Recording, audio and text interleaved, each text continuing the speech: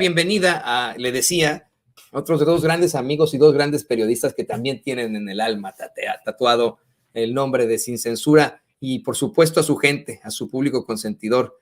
Saludo con muchísimo gusto a Jaime Hernández y a Paco Cruz. Jaime Hernández, editor de la Jornada Sin Fronteras, corresponsal de guerra. Paco Cruz, gran escritor, legendario escritor también, y por supuesto gran periodista investigador aquí en Sin Censura. Hoy comenzamos contigo, querido Jaime. ¿Cómo te va? Se te fue el audio por ahí, mi querido Jaime. No lo escuchamos, a ver. 1, 2, 3, 4, 5, 6. Oye, qué bueno que ya estés mejor, querido Toño. Gracias, sí, ya. Buenos días, querido Paco. Jaime, buenos días. Pues, déjame bajarle acá el volumen. Listo. No se preocupe, que gracias, sí, ya tengo una carraspeta menor a la que tenía. Y ya se me quitó lo sexy, pero bueno, también saludo a ti con mucho gusto, querido Paco, ¿cómo te va? Toño, buenos días. Jaime, buenos días, muy bien, es viernes, mira, viernes de memes, digo yo, sí, ya les decía a Jaime ayer, todos somos narcos, así que vamos a la defensa de los dineros. Jaime, no te rías, es viernes, el narco lo sabe y lo sabe la Sonora Santanera. Ok, bueno, exactamente. Y lo saben, y los periodistas lo saben los periodistas, entre comillas, queridos compañeros. Hace unos momentos platicaba con Ricardo Sevilla cómo es que de la manera más incongruente, Carlos Loret de Mola ya se convirtió en el enemigo público número 1 de Genaro García Luna y de Felipe Calderón.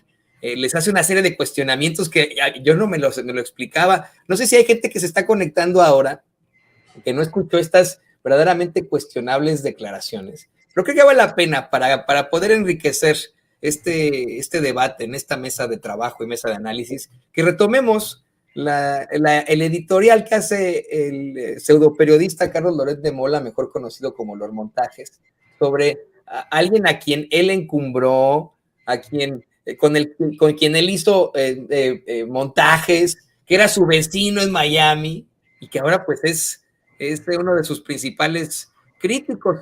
Vamos a ver, escuchar y escucho también su opinión. Adelante, don David. Ese ícono de justicia encontró hoy a Genaro García Luna culpable de todos los cargos más allá de toda duda. 5 cargos. Participar en la dirección de una empresa criminal cuya actividad continúa hasta la actualidad. Conspiración para la distribución de 5 kilogramos o más de cocaína. Conspiración para la distribución y posesión de 5 kilogramos o más de cocaína con intención de distribuirla en Estados Unidos. Conspiración para la importación de 5 kilogramos o más de cocaína y mentir en sus declaraciones ante la Oficina de Servicios de Ciudadanía e Inmigración. Esto se explica más sencillo. La justicia de Estados Unidos determinó que el creador de la estrategia de la guerra contra el narco en México, Genaro García Luna, recibió millones de dólares del cártel de Sinaloa para protegerlo mientras simulaba combatirlo. En política, el fallo unánime del jurado en la Corte de Brooklyn, Nueva York, es un golpe potencialmente letal para 2 figuras que se han vuelto motores centrales de la oposición en México: los expresidentes Felipe Calderón y Vicente Fox. Ambos le deben a la ciudadanía una explicación seria y creíble. ¿Qué van a decir ahora? Es un golpe también para el PAN, que encumbró a García Luna hasta lo más alto del poder durante los 2 sexenios que estuvo en la presidencia. Y es un golpe para la oposición porque está fundada en esos cimientos panistas. ¿Qué van a decir ahora? Y desde luego es un revés monumental para las agencias de inteligencia estadounidenses que tenían en García Luna a su Golden Boy, a su chico de oro. Aguas, Loretito, porque ahorita que estés hablando mal de Estados Unidos, tú que tienes aquí propiedades en Estados Unidos, ten cuidado, Loretito. Te pueden hacer las mismas preguntas. El Departamento de Justicia de los Estados Unidos te pueden llegar a preguntar, oiga, señor Loret de Mola, nos debe una explicación seria y creíble, ¿eh? ¿Qué nos va a decir ahora de Genaro García Luna, quien usted encumbró? Empezamos contigo, Jaime, adelante. Bien dice el presidente de México, López Obrador, que solo los enemigos son de verdad, los amigos son de mentira, ¿no? Y aquí hay uno de los primeros ejemplos palmarios. Hace 4 meses, Felipe Calderón participaba en una conferencia internacional de la FIL, la Federación Interamericana de la Libertad, una organización que preside Mario Vargas Llosa y que aglutina a algunos de los representantes de la derecha conservadora de España, América Latina.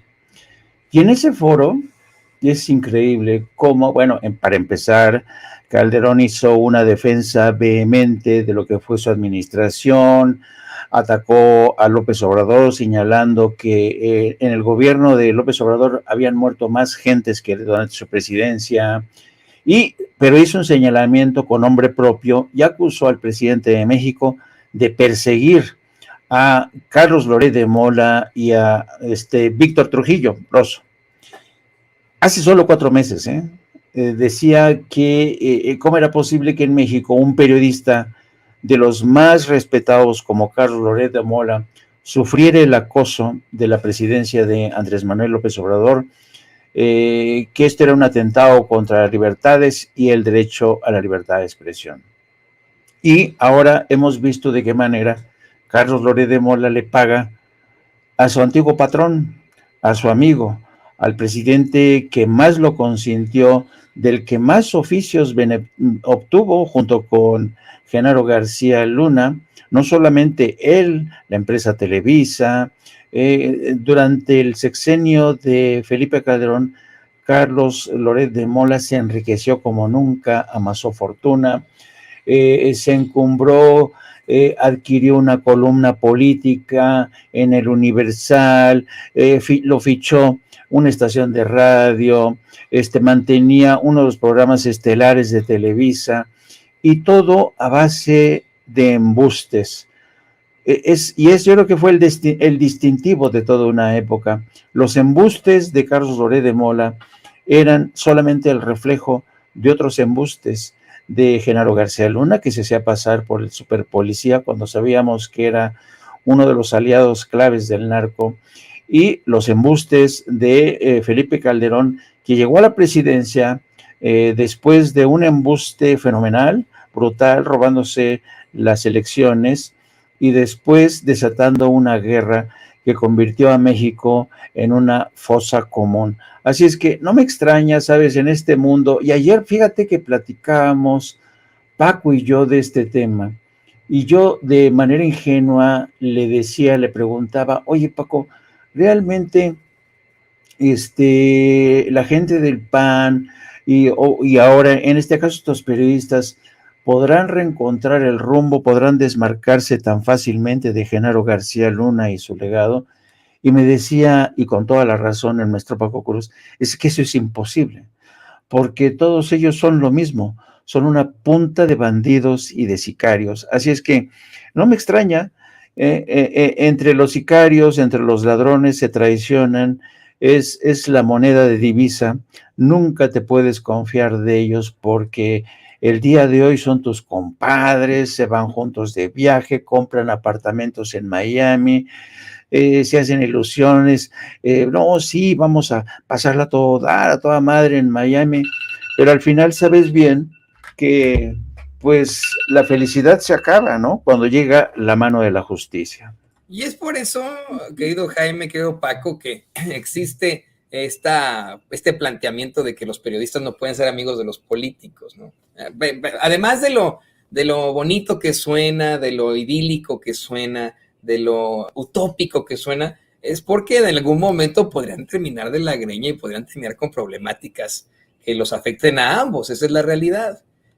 Y le pido al equipo que nos grabe, porque precisamente Paco Cruz, aquí en Sin Censura, nos ha hablado de cómo es que Genaro García Luna tiene carpetas, tiene archivos que podrían incriminar a muchos de esos periodistas que ahora se le están volteando a Genaro García Luna, a sabiendas de que a lo mejor pues lo van a refundir en ADX Florence. Y te veía, Paco, con muchas sonrisas y con muchas ganas de entrarle al quite, cuando le decía yo a Loretito, luego de que él cuestionara a Genaro García Luna, yo lo cuestionaba con lo mismo. Le debe una explicación seria y creíble al pueblo de México, pero además que tenga cuidado con las agencias del orden acá en los Estados Unidos, donde él tiene propiedades. ¿Qué les va a decir él ahora? Habiendo sido tan cercano a Genaro García Luna, ¿qué le va a decir él al Departamento de Justicia? Y todavía se da el lujo de criticar a las autoridades judiciales de los Estados Unidos, decirles que Genaro García Luna era su golden boy, pues era yo le diría a Carlos Loret de Mola, era tu big daddy, ¿cómo se dice? Tu sweet daddy, ¿no? ¿Cómo se llama tu sugar daddy? Tu sugar daddy, era tu sugar daddy. ¿No? Te escuchamos. Me han platicado que así se dice, Toño, ¿eh? No creas que es por experiencia, me han platicado. No, mira, Toño, es que de veras, yo estoy divertido desde ayer. A veces el periodismo también tiene que ser un poco sarcástico y te tiene que divertir tu trabajo, para que gustarte, lo tienes que disfrutar para poder darle a la gente eso que tú tienes. Y yo, la verdad es que llevo 2 días divertido, porque, mira, después de escuchar Tercer Grado y todas las tonterías que dicen, después de escuchar a Loret leerlo, están haciendo malabarismos de veras, para no traicionar, pero traicionar a Genaro García Luna. Por ejemplo, ahorita dice Carlos, bueno, en su editorial superorata, digo yo, conspirar para importar o introducir a Estados Unidos más de 5 kilogramos de cocaína. No, fueron 50,000, fueron 50,000. Sí, fueron 50,000 kilogramos. Sí, decir 5, pues es como ir a comprar dulces. Sí, y en Tercer Grado, todos haciendo malabarismo. No, pues sí conocíamos. No, sí publicamos, sí publicamos. No, pero bueno, pero no vimos las señales. Pero había otros trabajos. Bueno, sí, pero bueno, nadie presentó. Y queriendo meter en esa olla al presidente López Obrador. Sí, no, pero este gobierno tampoco hizo nada. Yo entre mí me digo, de veras, Jaime y Toño, oye, este tipo huyó en 2012 a Estados Unidos, huyó tan pronto el PRAN perdió las elecciones, y luego, cuando pensó que podía regresar a través de Margarita Zavala con su candidatura presidencial fallida independiente, regresó, le hizo todo el trabajo de inteligencia a Margarita, y luego falló la candidatura y dijo Margarita, vamos a hacer un partido político con Felipe Calderón, ¿sí? Y él les hizo el trabajo de inteligencia. Y finalmente pierde el PRI, pierde el PAN las elecciones en 2018, y él se regresa para Estados Unidos. Es decir, Genaro García Luna tuvo 12 años y como 7 meses para destruir todo lo que tenía, para destruírselo, llevarlo, sacarlo del país. Y entonces ahora me da risa que quieren meter en ese saco al presidente López Obrador, cuando ellos, los periodistas, le perdonaron todo. Iban a tomar café, se los llevaba a Washington. Jaime lo ha contado claramente, cómo los llevaban en viajes. Entonces, de veras que me da risa todo ese malabarismo que intentan hacer. Pero teníamos lo de los montajes, pero teníamos esto. Espérate, nunca a ninguno se le ocurrió investigar quién era este personaje. Jamás en la vida. Entonces, mira, yo digo, están buscando, primero, voy a ser un poco prosaico, fíjate, no solo porque se dejaron seducir por el poder, que en este país pasa mucho, los periodistas o aquellos que se sienten periodistas de primer mundo, se dejan seducir por el presidente, por los gobernadores, por los secretarios de Estado, y son sus manitas. Mira, yo recuerdo mucho, y lo platicamos aquí en Sin Censura, en las mesas, el Negro Durazo tenía como jefe de prensa a un gran periodista, Víctor Payán Rodríguez, que era un criminal, era un delincuente. Sí, y hemos tenido columnistas del nivel de Raimundo, de Loret y de todos ellos que viven del poder, se dejan seducir. Entonces, bueno, en ese contexto y con todo lo que está pasando hoy, yo voy a ser prosaico. Mira, esos periodistas son como ratas. Están saltando del barco que se hunde. No entendieron nunca, cuando empezó el juicio, no entendieron lo que era el juicio y trataban de dar explicaciones y explicaciones. Yo escuchaba a Denise Merker decir, bueno, pues aquí teníamos todo, pero nunca hicimos nada.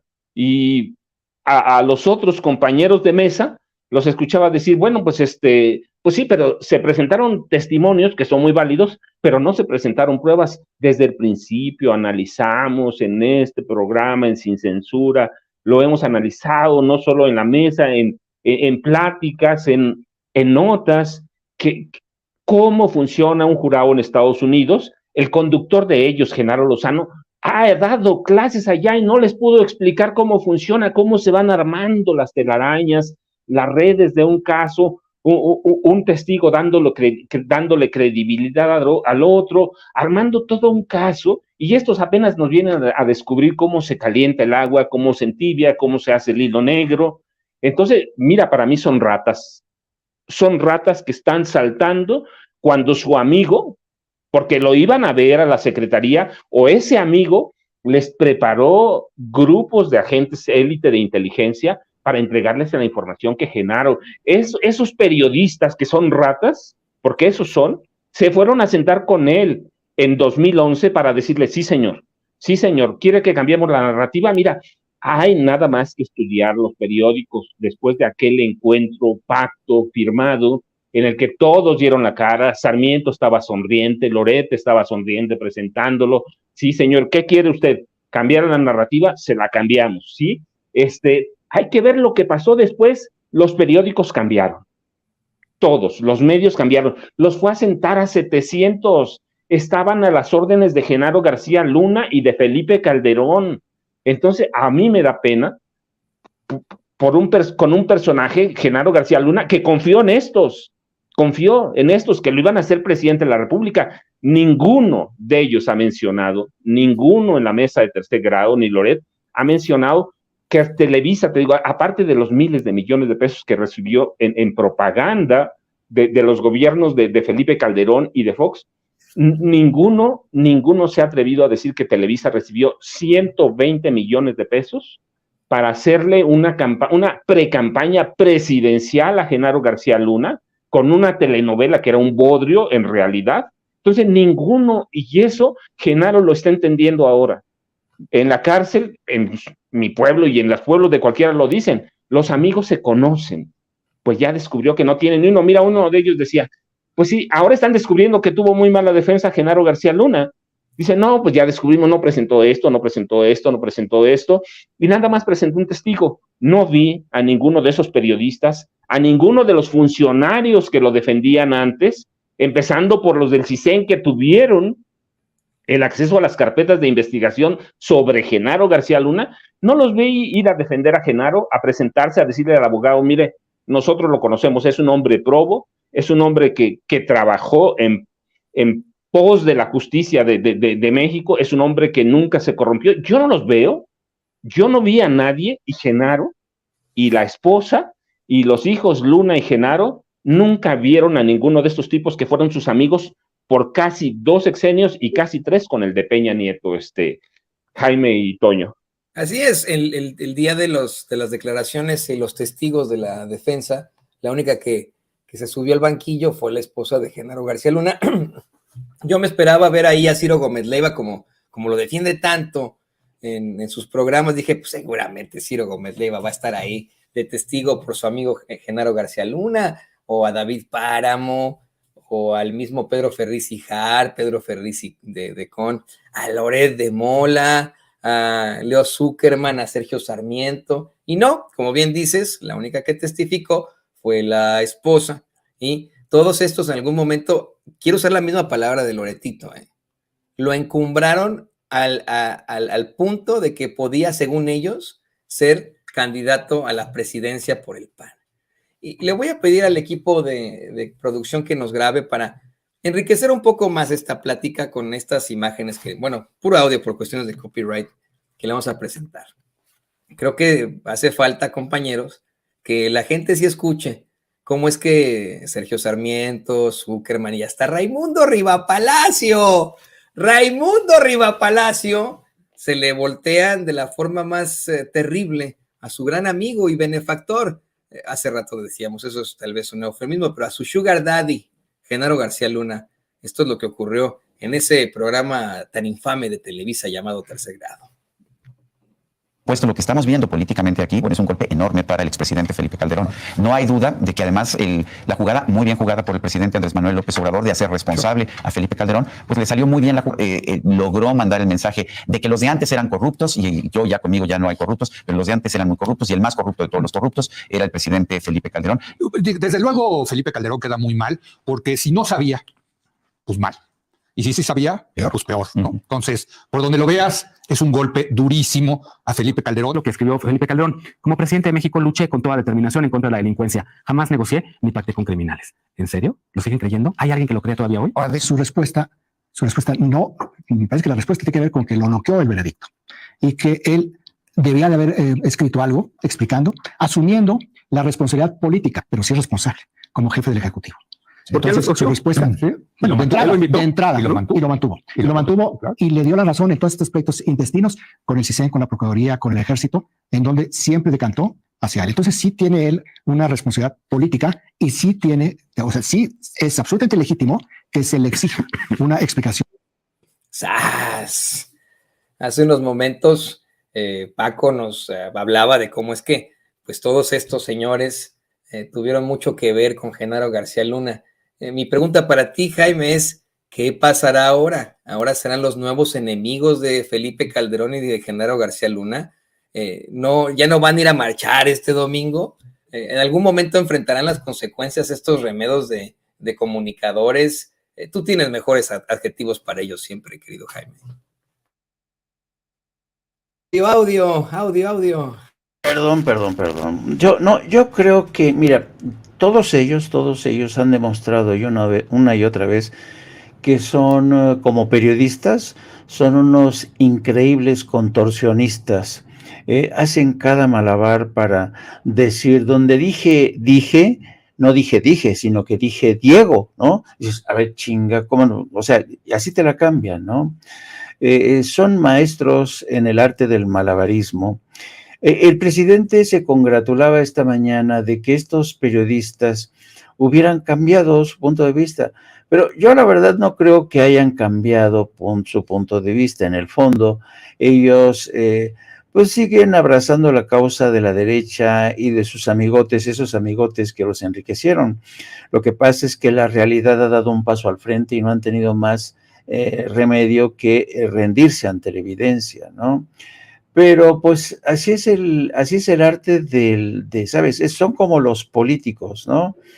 Yo me acuerdo que don Jesús Silva Herzog, un gran político, que nos llegamos a tener una buena amistad, yo alguna vez platicando con él en una cena, y yo le dije, a ver, ¿a poco usted nunca ha mentido? Y me decía, no, mirándome a los ojos, me decía, no, yo nunca he mentido en mi vida. Yo, dice, no. Dice, bueno, solo cuando me conviene. Entonces, esta gente miente, practica el malabarismo, y ¿sabes qué? Se aprovechan mucho de la flaca memoria de la gente, porque la gente en México vive apurada por otro tipo de urgencias, necesidades, y hay mucha gente no se acuerda, no guarda en el disco duro la trayectoria, los tumbos que han dado estos periodistas, solamente saben que son famosos, solamente saben que se echan flores los unos a los otros, viven en su mundo, ¿no? En su mundo de estas clases que pertenecen al círculo rojo, que son capaces de diseccionar el mundo, de escribirse, saben de todo, son expertos en todo, ¿no? Y lo cierto es que no han tenido más remedio que, insisto, rendirse ante la evidencia, pero todos ellos, fíjate, incluso yo encuentro en las palabras, sobre todo de Sergio Sarmiento, todavía un rescoldo de apoyo al PAN, a Calderón, porque si te das cuenta, él dice, este ha sido un golpe tremendo contra el PAN y ha sido una victoria a la táctica de Andrés Manuel López Obrador, del presidente. Le ha salido muy bien la jugada, como si el responsable de la detención, el juicio, la investigación, hubiera sido Andrés Manuel López Obrador, ¿no? Y no, señores, no es una victoria de Andrés Manuel López Obrador. Pues yo no sé por qué insisten en presentar esto como una victoria de Andrés Manuel, porque claro, si lo presentan como victoria de Andrés Manuel López Obrador y de Morena, lo saben, le ponen este barniz de persecución política, ¿no? Entonces, todavía hay algo, este residuo, ¿no? De que intentan confundir a la gente, de que el presidente estuvo, dale que te pego, presionando a las autoridades judiciales de Estados Unidos, como si las autoridades judiciales de Estados Unidos se hubieran dejado presionar por Andrés Manuel López Obrador para capturar, instruir todo el proceso, recabar las pruebas, solicitar la participación de testigos protegidos, buscarlos entre los ex líderes, entre bandidos. Entonces, esta idea de que ha triunfado López Obrador, pues no, señores, lo que ha triunfado aquí es la justicia, y por cierto, no la nuestra.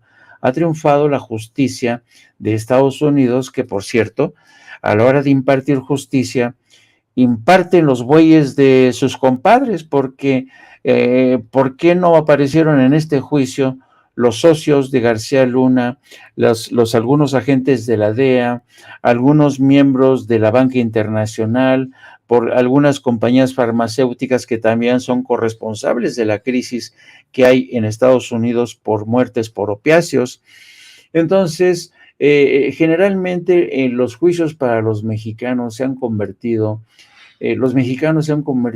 tanto Chapo Guzmán como Genaro García Luna, en el chivo expiatorio de esta enorme responsabilidad que atañe a Estados Unidos, sobre todo por una fallida guerra de ya más de 50 años, desde que Nixon la declaró, y en el caso de México, desde que Calderón la desató de forma irresponsable. Así es que, miren, quizá es ya de formación profesional, pero yo no comparto el optimismo del presidente al tratar estos periodistas y bueno, qué bueno que hayan cambiado de opinión. No, señor presidente, esta gente nunca cambia de opinión. Esta gente solo piensa, lo primero son ellos, después ellos y al último ellos. Y que se jode el gobierno en turno, que se joda la opinión pública, que se jodan los periodistas independientes. Así es que yo no creo, ¿sabes? Yo soy demasiado viejo como para creer que todos estos periodistas, Sergio Sarmiento, Raimundo, son capaces de redimirse, ¿no? Y decir, no, a partir de ahora vamos a ser buenos, sí, vamos a ser periodistas realmente independientes, no nos vamos a traicionar a esa profesión llamada periodismo que se debe sobre todo a la verdad. No, y además racistas, discriminadores, de lo más indignante que pueda ser, ¿no? Son los mismos que a nosotros nos discriminan, nos llaman paleros, nos llaman, ¿cómo nos dicen? Improvisados y charlatanes, cuando pues obviamente tenemos mucha más madera y bases en el periodismo, pero aún así nos tratan de discriminar, nos ven como los chairos, ahí, ¿no? Los más feos de los feos, los pobres. Yo no me sorprendería, queridos amigos, si de pronto no solamente se ponen en contra de Felipe Calderón, del PAN, de Genaro García Luna, si de pronto llegan aquí a Sin Censura a tocar la puerta y dicen, oigan, ¿saben qué? Queremos ser parte de Sin Censura o queremos ser parte de las redes sociales, pero ya con una idea más progresista de la vida. Le pido al equipo que nos grabe para conocer también tu opinión, Paco. A ti te han discriminado esos periodistas. Tú llegaste muchas veces con investigaciones, con todo, periodistas entre comillas, esos tipos, ¿no? Con todo el rigor periodístico, presentaste tus investigaciones, después de haber hablado con el mismo CISEN, presentaste todas las pruebas y siempre te dieron largas esperas en los medios de comunicación corporativos, te dieron la vuelta, no te tomaban en serio. Hoy tus libros son pilares en las investigaciones y son pilares en estos planteamientos que se hace la gente sobre lo que fue Genaro García Luna en el sexenio de Felipe Calderón. ¿Ves de alguna forma que se puedan reintegrar estos periodistas, entre comillas, al oficio, que se puedan reintegrar con nosotros, que puedan en algún momento rescatar alguna carrera que pudieron tener? ¿Es el fin de Raimundo Rivapalacio, de Carlos Loret de Mola, de Joaquín López Dóriga, de Sergio Sarmiento, de Leo Zuccarman? ¿Es el fin de ellos como los conocemos o todavía los veremos en los medios de comunicación? No, Toño, mira, te lo voy a dividir en dos. No, yo no creo que es el fin, sería ser muy optimista. Tenemos atrás de ellos a un grupo de dueños de periódicos que son tan corruptos como ellos y que forman parte de la derecha negociante y del mercenarismo periodístico de este país. Sí, yo creo que nunca, en mi casa y seguramente en la de muchos dicen lo mismo, chango viejo no aprende truco nuevo, ¿cierto? Si ya no van a aprender, ya se quedaron ahí. Una vez que tú recibes algo, un favor como sea, en especie, en lo que sea, un favor de un político, ya no te puede redimir, Toño, porque ese político te lo va a cobrar más adelante. Sí, yo no creo que ninguno de ellos, ni de los dueños, ni de los dueños se vaya a redimir. Yo me reía con don Jacobo, después de que lo corrieron de Televisa, decía, ahora sí soy un periodista independiente. Yo la verdad es que siempre me reía, siempre he dicho y he pensado lo mismo de él, era un tipo tremendamente corrupto, y yo me acuerdo cuando salí de mi pueblo. ¿Te acuerdas que de sus programas hasta ponía sus tangos ahí? ¿No? Mira, yo recuerdo cuando salí de mi pueblo, y en mi pueblo conocían a algunos periodistas muy famosos de Televisa en esa época, como Memo Ochoa, que en esa época que yo salí, él era uno de los, Sabludovsky era en la tarde, y Memo Ochoa era en la mañana, en Televisa, y yo recuerdo que Memo Ochoa es de Toluca, por eso lo digo, y algunos de los personajes que en Toluca fueron mis maestros, debo reconocerlo. Uno de ellos ya se murió, don Hugo Villicaña Estrada, que siempre voy a ser agradecido con él. Me decía, si quieres te doy una carta de recomendación para que vayas a Memo Ochoa, porque yo les decía, no, Toluca ya me queda chiquito, la verdad, uno soberbio también en ocasiones. Yo les decía, Toluca, no, ya me queda chiquito, yo ya me voy. Y me decían, te damos una carta, o le hablamos a Memo, porque eran amigos de parrandas, y yo les decía, no, de lejitos mejor, de lejitos, yo hago lo mío. Les decía, Jacobo es muy corrupto, y Memo Ochoa pues anda por ahí mismo, ¿no? Después lo corrieron y todo, pero nunca acepté eso. Pero bueno, lo que yo quería decirles en esa época a la gente con la que yo trabajé en Toluca es que uno ya no cambia. Uno es corrupto y es corrupto. Recibe favores del gobierno y los va a recibir siempre. Si uno se deja seducir por el poder, siempre va a ser lo mismo porque eventualmente te lo van a cobrar.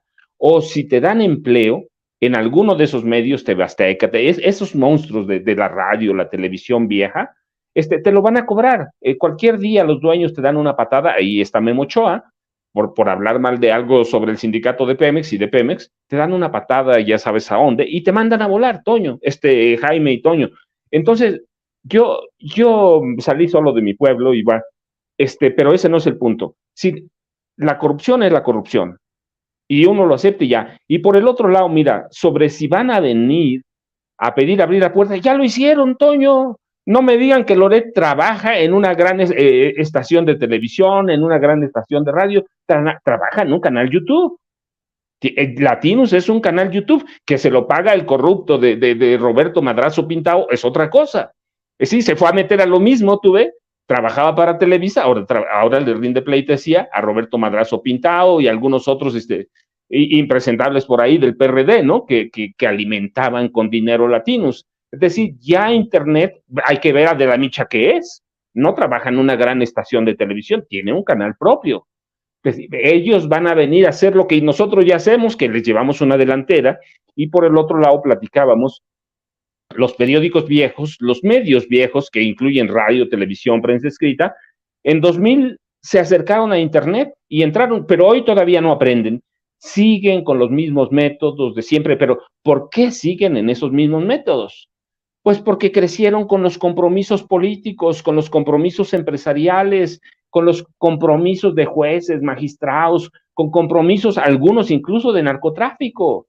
Entonces, pues claro que no van a entender este mundo. Nosotros les llevamos un camino largo recorrido, y los otros que son monstruos, ya entraron, ya llegaron, no han llegado sin censura, pero ya llegaron.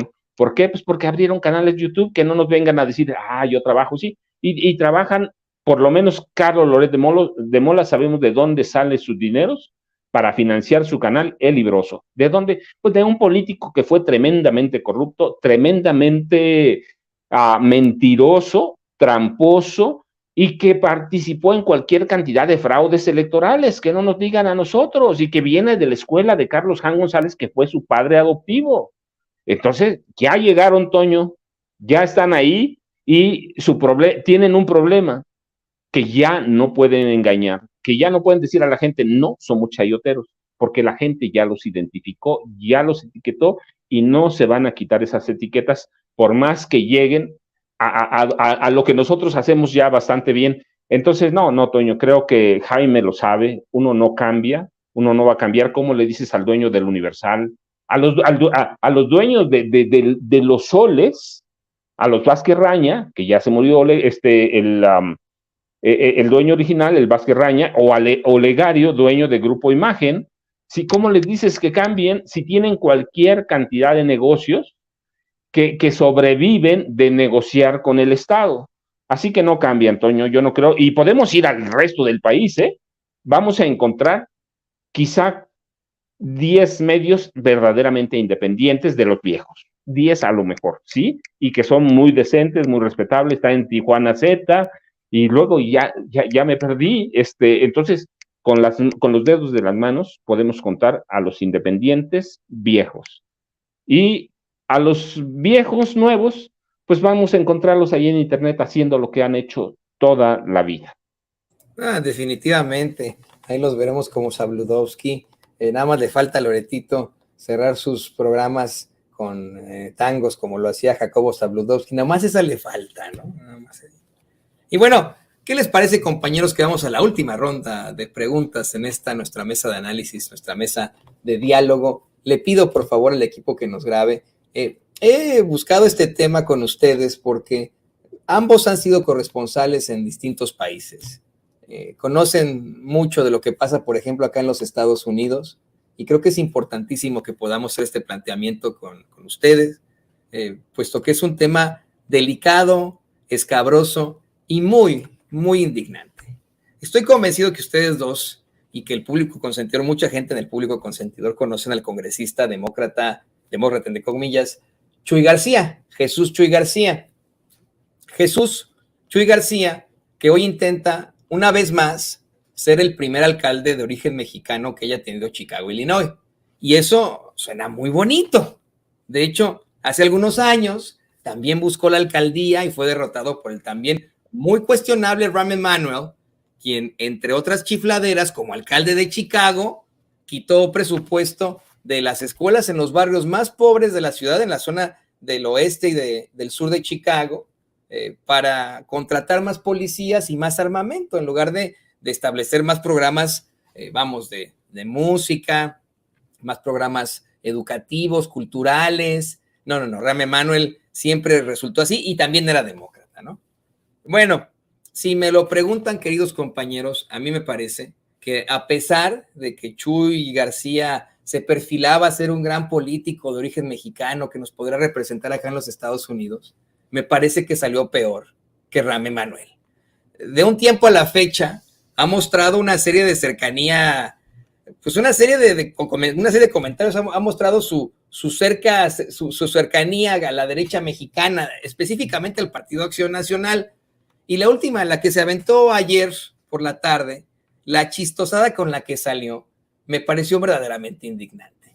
Ahí va a poner en pantalla don David el tweet que se aventó Chuy García, citando una nota de Reuters que también está verdaderamente pues plagada de comentarios y etcétera, ¿no? Se las vamos a traducir. Dice: estoy preocupado sobre el impacto que estos cambios al INE México tendrán en la democracia de México. Se refiere al plan B, a la reforma electoral, ¿no? Cortar personal, destruir su autonomía o minimizar su autonomía y limitar su habilidad para castigar a políticos por romper las leyes electorales podría acabar con su habilidad para proteger el derecho al voto. Y pues le respondieron de lo peor en las redes sociales. Y yo personalmente, póngame en pantalla, don David, lo quiero decir con todas sus letras, me sentí muy ofendido. Hace ya algunos años yo consideraba a Chuy García un buen político. Llegué hasta como periodista, llegué a admirar a Chuy García. Dije, bueno, es un señor que llegó a los Estados Unidos, llegó a la Ciudad de los Vientos como indocumentado y consiguió desde la Villita, el barrio más mexicano de Chicago, sacar adelante su carrera política, convertirse en ciudadano estadounidense, y después fue alderman de ahí, de ese distrito de Chicago. Luego buscó la alcaldía. Hasta lo entrevistamos en Azteca América, Vicente Serrano y su servidor, cuando estábamos por allá, ¿no? Lo veíamos como un ejemplo de lo que es el latino acá en los Estados Unidos, el mexicano que por fin está entrándole a la política. Pero insisto, resultó ser lo mismo de siempre. Y yo le respondí a esto, pues ayer anoche muy enojado, hasta le decía a Vicente Serrano, no puede dormir. Cuando vi este mensaje de Chuy García, esto fue lo que le respondía yo, a ver si no lo puede poner David, si es tan amable. Le ponía yo a Chuy García en español: mejor afíliate a la Acción Nacional, Chuy. Y le respondí en inglés también: retiro todo lo que te dije hace algunos años cuando expresé una profunda admiración por ti, hombre. Resultaste ser peor que Emanuel, y ciertamente espero que la Ciudad de los Vientos y la raza se salven de alguien como tú una vez más. Pero me quedé con la espinita, compañeros. Me puse a revisar cómo va la campaña de Jesús Chuy García en estos momentos allí en Chicago. Les digo, busca ser el primer alcalde mexicano allí en Chicago. Y me encontré con algo bien doloroso, bien doloroso que se replica en situaciones de panistas corruptos o de políticos corruptos en México. Nuestro gran amigo Dan Michalopoulos, el periodista de investigación que tienen ahí en NPR, en WBEZ, ahí en Chicago, ponía vamos a primero poner la nota de Dan Michalopoulos, cómo es que Jesús Chuy García está acusado de recibir dinero del muy corrupto Sam Bankman-Fried, este cuate que hizo una serie de fraudes con la criptomoneda, ¿no? Y que está en estos momentos enfrentando muchas problemáticas porque tenía muchos políticos en la bolsa. Entonces yo le preguntaba, ayer a Chuy no me respondió, ¿no? Si podría comentar algo al respecto sobre Sam Bankman-Fried, ¿no? A mí me parece. A ver, ponga ahí el tuit, don amigo, don David, ¿qué pasó? Pues se los pasé hace ratitito, compañero don David. Le decía que me parecía mucho más preocupante para los votantes de Chuy García el hecho de que hubiera recibido dinero de un corrupto para su campaña, y que mucho más preocupante que esos muy malvados cambios en el pobre e inocente INE. Y me encontré con este video que le va a poner don David en pantalla. Una reportera se le acercó a Chuy García en un restaurante para hacerle la misma pregunta, y Chuy García pues salió por patas, ¿no? Hasta se fue corriendo en la helada lluvia de Chicago con tal de no responderle a la reportera, pero mire, sin sombrero ni sin sombrilla. Vamos a ver estas imágenes. Hey, Congressman, everybody loves a good redemption story. Can you just tell us what about Congressman, what about the money from FTX? Did you give it back? Did you give the money back yet, Congressman? Bueno, yo le ponía ahí en el Twitter, y a ver si puedo poner también este tweet, don David, si lo tiene por ahí, que pues tal vez no estaba intentando evadir la pregunta sobre el dinero que supuestamente recibió de Friedman, ¿no? De Bankman-Fried. A lo mejor se fue corriendo a defender al Instituto Nacional Electoral de México, este gran mexicano que ahora busca otra vez la alcaldía de Chicago. ¿Qué opinas de esto, querido Jaime? Hijo, mira, bien es cierto que, porque claro, este es solo un ejemplo de los muchos que hemos visto de políticos que nos han defraudado, ¿no? Empezaste hablando de Rahm Emanuel. Rahm Emanuel, yo no sé si ustedes sepan, era uno de los más entusiastas, porque además era un político caracterizado por ser muy carismático, muy enérgico, impulsó como nadie la candidatura de Barack Obama a la presidencia. Y cuando Rahm Emanuel llega con Obama a la Casa Blanca, una de las principales acciones de las que se le acusa, y con razón, fue aconsejar al presidente Obama que no era el mejor momento para impulsar una reforma migratoria. Y fíjate, después de haber prometido, ¿no? Entonces, claro, dices, bueno, esta gente yo esperaba más de ella, particularmente de Rahm Emanuel, ¿no? Y es exactamente lo que está ocurriendo con Chuy García desde mi punto de vista. Puede decirse que a veces creemos que solo en México el que no cae resbala en el ámbito de la política, ¿no? Pero esto ocurre en cualquier parte, ¿no? El propio Obama, ¿cuántas veces tuvo que renunciar, tuvo que darle la espalda a ciertas causas porque así le convenía a sus intereses como político? Y ese es el caso de Chuy García. No existe realmente un político que pueda navegar por sí solo ese torrente de la política en el que se cruzan tantos intereses, ¿no? Y yo creo que Chuy García, lo malo es esto, ¿no? Que muchas veces cuando se trata, y sabes, existe también otro caso de políticos como, ¿cómo se llamaba este alcalde de Los Ángeles, del que todo mundo esperaba tanto? José Antonio Villarraigosa. José Antonio Que Villarraigosa. se metió en un lío de faldas espantoso y que también está muy vinculado a las esferas del PRI, del PAN, y no son los únicos, Jaime. Recientemente tuvimos a mucho disgusto exhibir a varios concejales de Los Ángeles que hicieron una serie de comentarios racistas en contra de los afroamericanos y de los oaxaqueños, ¿no? O sea, y bueno, Exacto. les escupimos en la cara, ¿no? Exacto. Entonces, yo recuerdo que alguna vez platicando con Villarraigosa, acababa de ser electo y bueno, representaba, imagínate, era una gran esperanza, primer alcalde latino, ¿no? Y me acuerdo que en la primera entrevista que tuvimos, él hablaba mal español, entonces la hicimos en inglés. Y entonces me acuerdo que me dijo, well, this doesn't mean that we are going back to the south, ¿no? Traducción, el que yo sea alcalde de Los Ángeles no significa que solamente voy a estar mirando hacia el sur y luchar por las reivindicaciones de los migrantes, ¿no? Porque yo soy alcalde de todo el mundo y eso se entiende, ¿me entiendes? Pero de eso a que luego te pillen con una de las presentadoras de televisión en lío de faldas, dices, puta, yo esperaba más decencia de estos políticos, mayor integridad, y ahora Chuy García pone pies en polvorosa porque una reportera le pregunta, oiga, ¿cómo nos explica el tema del dinero que usted puso con Sambank? Y sale por pies, ¿no? Yo creo que es decepcionante, la verdad, el papel de muchos políticos. Esperamos, ¿sabes qué? Esperamos muchas veces, Toño y Paco, esperamos demasiado de los políticos. Yo, por fortuna, ¿sabes qué? Yo ya no espero demasiado de los políticos. Incluso yo, ¿sabes? Yo voté por Andrés Manuel López Obrador a sabiendas que quizá algún día Andrés Manuel me iba a decepcionar. Hasta ahorita no lo ha hecho. Lo ha hecho con ciertas decisiones que ha tomado, ¿no? Sobre todo en las designaciones de algunos cónsules, por ejemplo, la cónsul que está en Estambul, en Turquía, otro tipo de decisiones que ha tomado, ¿no?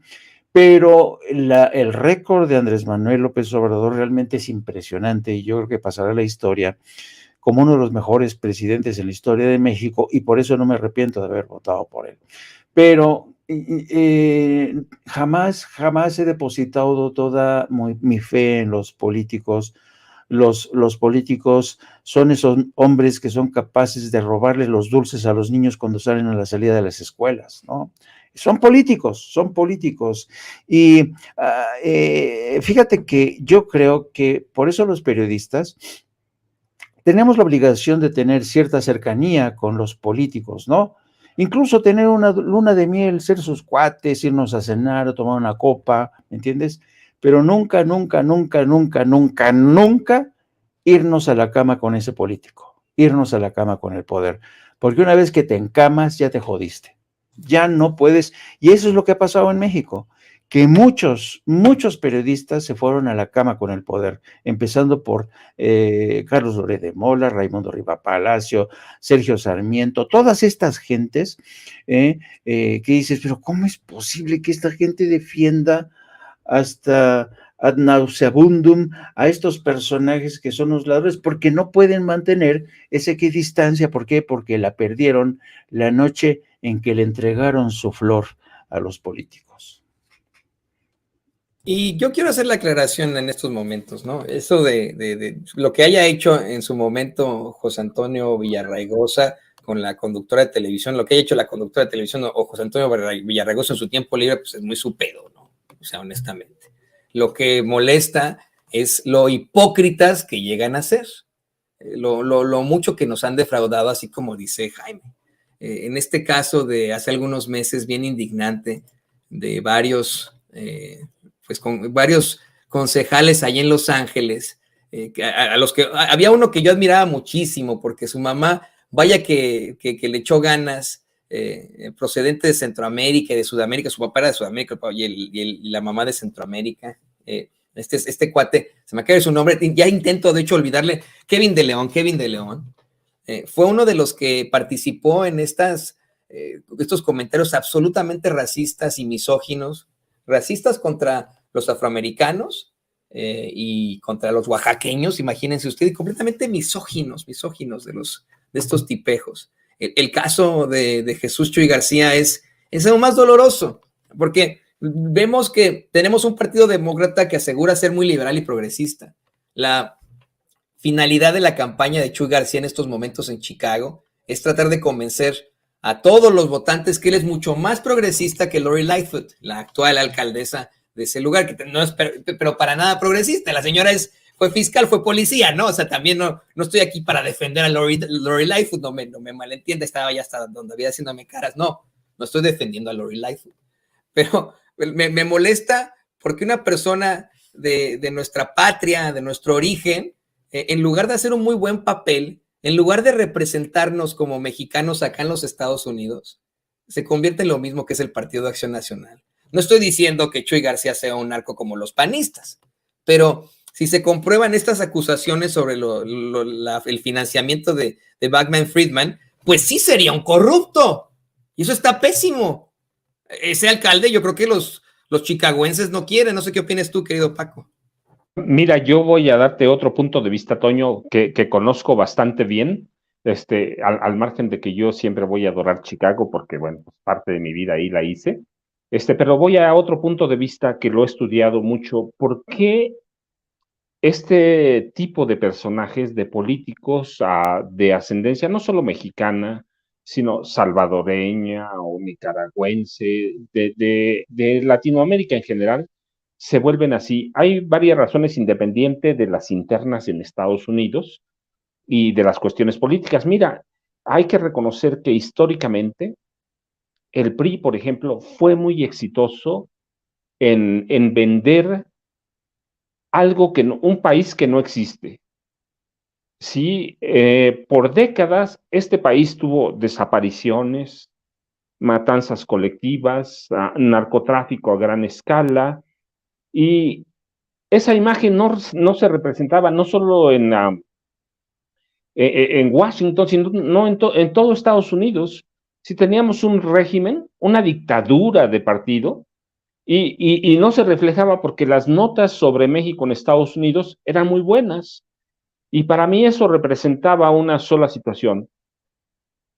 Los políticos mexicanos de derecha y algunos de izquierda insertos en el PRI, que lo sabía, lograron vender una imagen y aprendieron a conocer a los políticos latinos en Estados Unidos. Si saben cómo cambian, ya tienen décadas de aprendizaje, así que vale con que llegues con un reportero, una reportera, ni siquiera un político, que llegues con alguien que te diga, mire, el INE México, el gobierno está haciendo esto para destruir la democracia, y esos políticos la compran. ¿Por qué? Porque ya históricamente lo han hecho, ya saben cómo funcionan, ya saben cómo van a reaccionar. Entonces hay que darle crédito a eso. El PRI y ahora el PAN han sido muy exitosos, y eso también tenemos que decir en este momento. Ese es un hueco o es algo en lo que anda cojeando el gobierno del presidente López Obrador. Ciertamente los mexicanos en Estados Unidos son López Obradoristas, ¿va? Cuando va el presidente, o aunque no vaya, yo tengo amigos y no, pues lo adoran. Pero sí tiene que haber un trabajo político de acercamiento con ciertas comunidades que controlan estos tipos para dar a conocer lo que estás haciendo. Creo que sí, el presidente López Obrador adolece un poco de eso. Y yo digo, pues sí, yo tampoco lo haría si tengo el cariño de los mexicanos en Estados Unidos, y no solo de los mexicanos, ¿no? Yo he escuchado salvadoreños y nicaragüenses hablando bien de López Obrador. Me parece que independientemente de eso, sí tendría que haber una especie, no sé cómo, porque no soy político, pero sí de campaña, o para acercarse a la clase política de Estados Unidos. Es decir, se vale, desde la Cancillería sé que se puede hacer el trabajo de diplomacia política y dar a conocer algunas cosas que sí son importantes y que sí influyen eventualmente en las decisiones políticas que toma Washington, porque son voces que mal o bien se oyen. Entonces me parece, te digo, que hay que entender que el PRI fue muy exitoso en eso. Yo nunca he tenido duda. Si en algo fue exitosa la dictadura del PRI, fue en saber venderse a Washington. Sí, todo el mundo hablaba maravillas de México y estaban inundados por narcotráfico, por todo. Más allá de los estereotipos que tienen de nosotros, nunca vi problemas con Luis Echeverría, a lo mejor con López Portillo un poco, porque se quiso sentir superior a Carter y algunas cosas, pero fueron exitosos, ¿sí? Nunca se metían con nosotros. Estábamos en quiebra. Bueno, hay que ver lo que hicieron con Cedillo cuando este país estaba en quiebra. ¿Qué hizo Clinton? Ni siquiera consultó al Congreso. Abrió la chequera y aceptó como hipoteca el petróleo mexicano. ¿Por qué? Porque Cedillo y la gente que estaba con él fueron exitosos en decirle, mira, nos vamos a recuperar, aunque el país está hecho añicos. Entonces saben cómo, ya lo entienden, y no tiene que ir un político del PRI ni del PAN. Tienen que mandarle solo un reportero para decirle una pregunta que sea clave, y mira, y con eso está la retahíla de declaraciones, señalamientos como ¿no? El INE el gobierno de México va a destruir la democracia allá en ese país. No, espérate, pero digo, es parte de un trabajo político que en este momento hace la oposición y que no necesita tener ningún político allá. Con un reportero que envíen, con eso, pero lo conocen, y eso es un trabajo que le queda en estos 2 años pendiente al presidente Andrés Manuel López Obrador. No, y la verdad es que pusieron su marca a los priistas acá en Estados Unidos, que uno todavía va a los eventos de la comunidad en cualquier parte de aquí de Estados Unidos, y la gente grande todavía tiene esa idea, ¿no? Hay mucha gente que dice, no, yo sigo votando, así como este actor que ya casi es centenario, dice siempre lo mismo, ¿no? Así de que buscan el pique, ¿sabe por qué? Pues se lograron posicionar aquí muy bien. Tienes toda la razón, querido Paco. Yo nada más voy a cerrar con esto. Como periodistas, nosotros, por supuesto que no podemos invitarlo a usted a votar o no votar por alguien. Tenemos que invitar a votar por quien sea, pero a participar en las elecciones. Eso es lo más importante. Acá en Estados Unidos se acostumbra mucho el respaldar a un candidato, el llamado endorsing, ¿no? Aquí, en algún momento, sin censura, respaldó a Jesús Chuy García cuando buscaba la alcaldía de Chicago frente a Rahm Emanuel. Hoy yo no le voy a decir por quién votar. Yo le diría que si yo fuera chicagoense, si yo pudiera votar en Chicago, yo no votaría por Chuy García. No votaría por Jesús Chuy García. Salió en exactamente lo mismo que los otros. Y bueno, queridos compañeros, pues les agradezco como siempre esta mesa tan interesante. Siempre fueron muy interesantes estas mesas.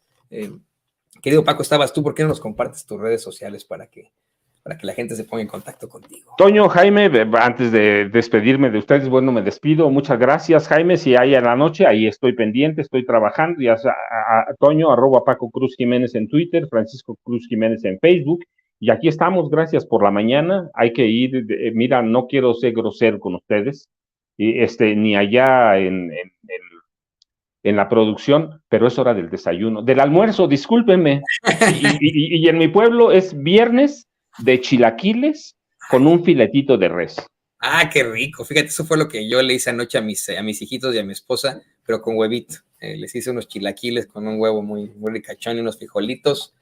Acá en Estados Unidos no importa, ni son mexicanos, así que qué buena idea de esos chilaquiles. ¿Tú qué vas a almorzar, mi querido Jaime? Y también, por favor, compártenos tus redes sociales. Tu audio. Yo me preparo para devorarme un buen corte de carne con verduras a la plancha. Es viernes y les digo que ya dentro de 1 hora con 10 minutos entramos al aire con Optoparacínicos, el programa que transmitimos a partir de las 14 horas, así que los esperamos para hacer seguimiento de todo lo que está ocurriendo, los dimes y diretes, los preparativos de cara a la gran marcha que dicen, según Claudio X González, que va a ser apoteósica, que va a ser en más de 100 ciudades. ¿Será realidad que van a inundar el Zócalo? No, ya me está dando mello. Y también pues vamos a hablar de este escándalo relacionado con esta trama que se esconde tras este operativo que denunció Ricardo Sevilla, que se me hace muy interesante, fascinante, la investigación de Ricardo Sevilla sobre la andanada de ataques orquestada desde la presidencia de la Suprema Corte contra Yasmín Esquivel con la contribución generosa del país. Por cierto, me llamó muchísimo la atención la fotografía en la que reaparece ayer el fiscal general de la República, Alejandro Gertz Manero, y me llama sobremanera la atención la presencia en esa foto, no solamente del presidente de la nueva barra de abogados, ¿no?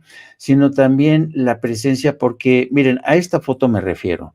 Si se dan cuenta ustedes, tenemos al centro a el señor Alejandro Gertz Manero. Bueno, a su derecha está el nuevo presidente, ¿no? El nuevo presidente de Víctor Olea Peláez, que es el nuevo presidente de la barra mexicana del Colegio de Abogados. Pero después, junto a Víctor Olea, está Javier Cremades. Javier Cremades es presidente de la World Jurist Association, ¿no?